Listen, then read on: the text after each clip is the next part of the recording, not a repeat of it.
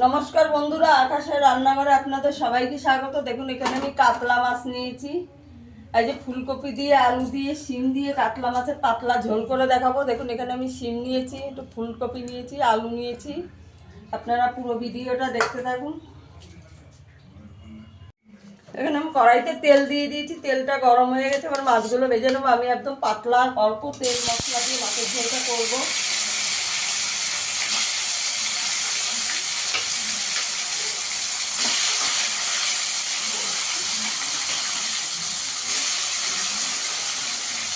মাছটাকে একটু লাল করে ভেজে নেব।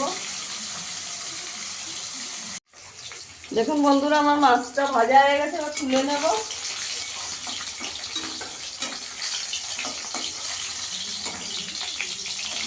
দেখুন লাল লাল করে মাছটা ভেজে নিয়েছি। এই তেলে ফুলকপিটা ভেজে নেব।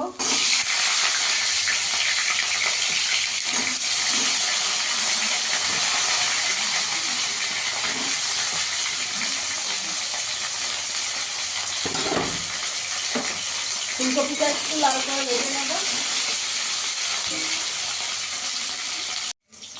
ফুলকপিটা ভাজা হয়ে গেছে, তুলে নেব।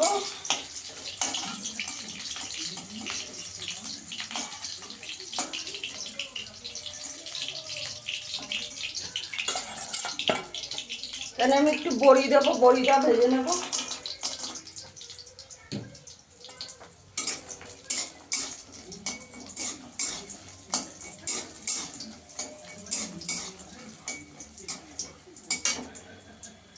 বড়িটা ভাজা হয়ে গেছে, তুলে নেবো এবার।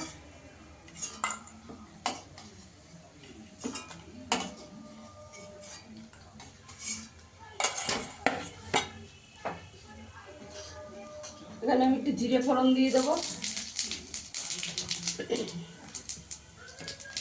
আলুটা ভেজে নেব।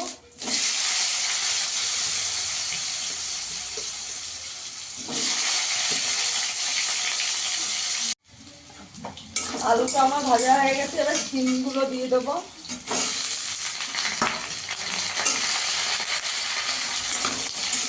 শিমগুলো দিয়ে একটু ভেজে নেব।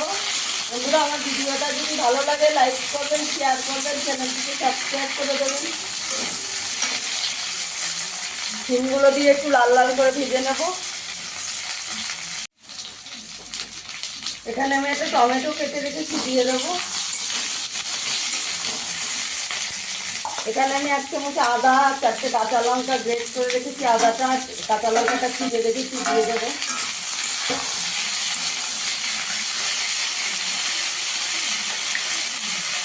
পরিমাণ মতো নুন দিয়ে দেবো। এটি একদম পাতলা ঝোল করবো, হালকা মশলা দিয়ে, বেশি মশলা দেবো না।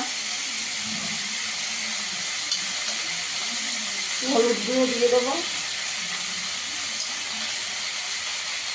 7 চামচ ধনের গুঁড়ো দেবো। 7 চামচ জিরের গুঁড়ো দেবো। এখানে কাশ্মীরি লঙ্কার গুঁড়ো দেবো। একটু জল দিয়ে দেবো, মশলাটা পুড়ে না যায়।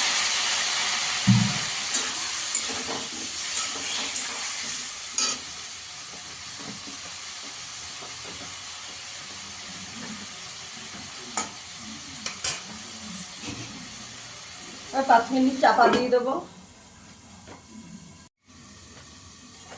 আমার সবজিটা ভালো করে কষানো হয়ে গেছে।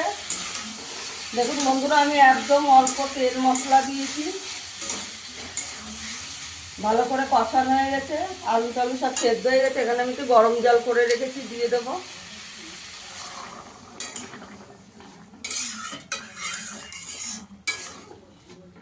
একটু ঝোল, আমি একটু ঝোল বেশি দেবো।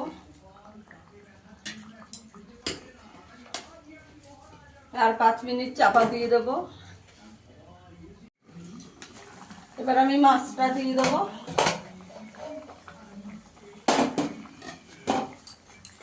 মাছটা, বড়িটা দিয়ে দেবো।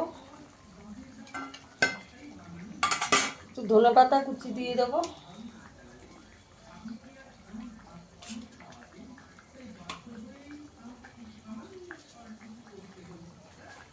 আর একটু চাপা দিয়ে দেবো। দেখুন বন্ধুরা, আমার সবজি দিয়ে মাছের ঝোলটা হয়ে গেছে। আর একটু ধনেপাতা ছড়িয়ে দেবো ওপর দিয়ে। এবার আমি সার্ভ করে দেখাচ্ছি।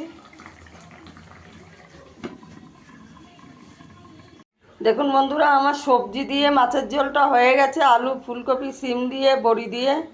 ফিরে আসবো আবার নতুন কোনো ভিডিও নিয়ে। সবাই ভালো থাকবেন, সুস্থ থাকবেন, ধন্যবাদ।